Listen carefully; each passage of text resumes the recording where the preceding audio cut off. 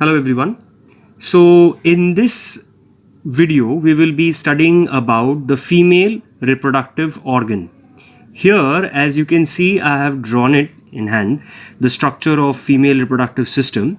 So we will start from the very top, which is the uterus part, and that is why here I have mentioned it as uterine. So uterus is divided into various regions, and that is the reason why it is according to the location, according to the region, it is further named.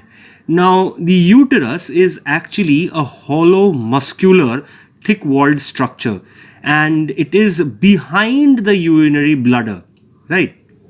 This structure helps in nourishment and development of the fetus.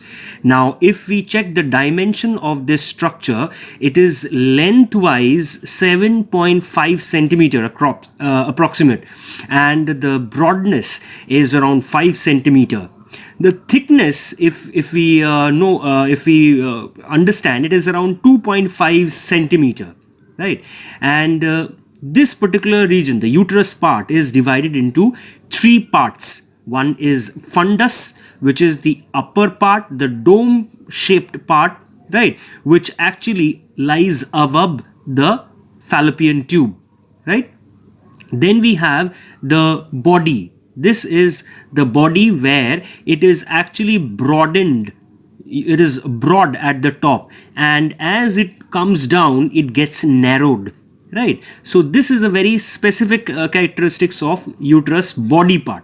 The last portion is the cervix part. Cervix. Now cervix is around 2.5 centimeter in length. It is narrow region, and it protrudes into vaginal portion.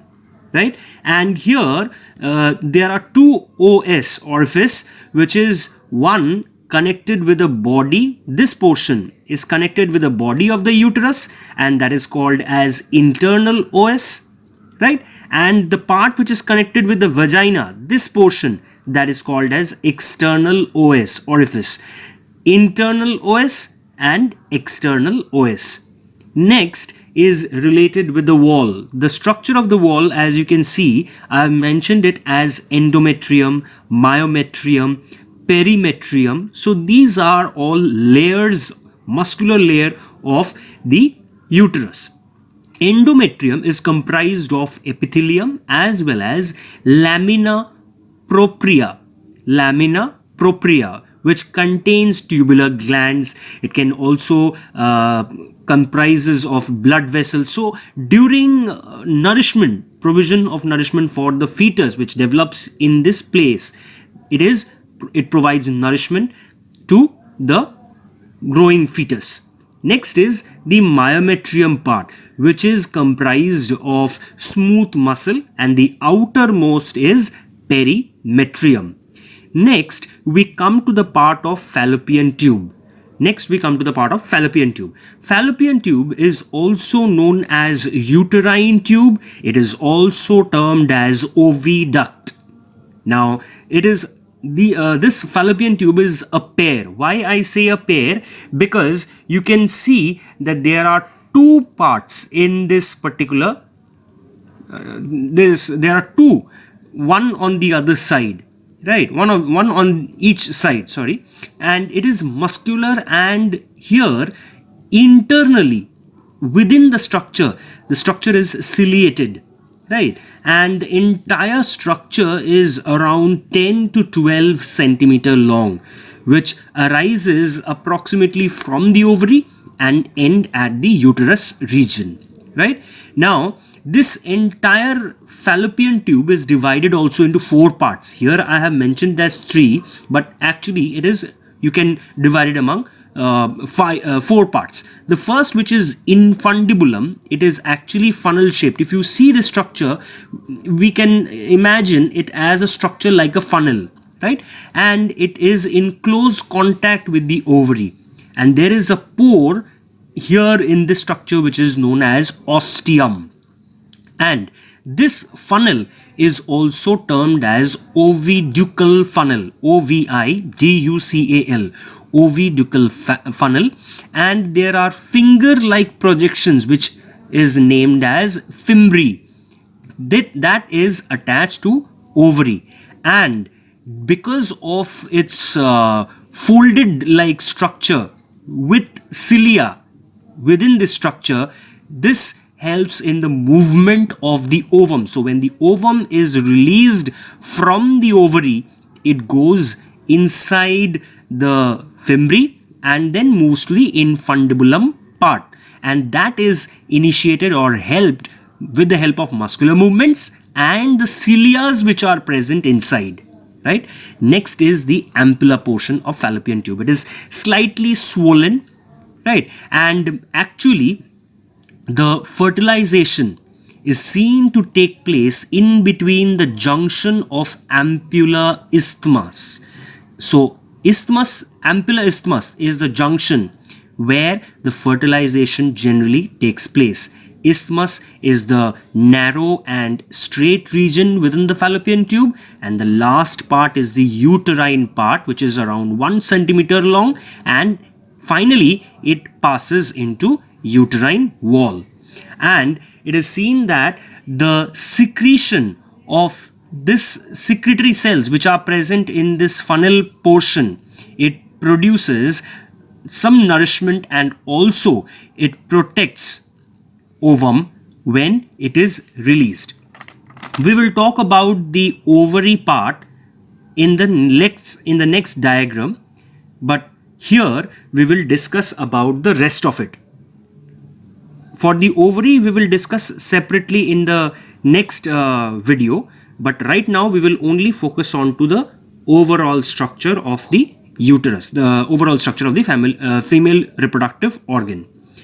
If we come down to the vaginal part or vagina, it is the tubular and the copulatory organ for the female. It also acts as the birth canal. It is around 7 to 9 centimeters long, and here no glands are present in this region.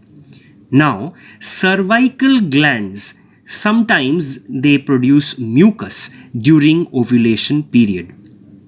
In the vaginal space, at the vagina, there are presence of some bacteria like lactobacillus, which causes fermentation and produce acid that inhibits the growth of other microorganisms, right? Next is related with the external genitalia or vulva. Now, vulva includes various, so I just mention it over here as external genitalia. External genitalia or vulva is actually including the parts like mons pubis, which is a cushion fatty tissue covered by skin and pubic hair. There is labia majora, which is like fleshy folds that surrounds the vaginal opening, right? There is also labia minora, which is actually paired folds, and it lies under this labia majora. Under majora, the minora folds are present. Next is very important, which is hymen. Now, hymen is actually perforated membrane which lies at the vaginal orifice. Hymen. And it is seen that it can be torn due to various reasons, right?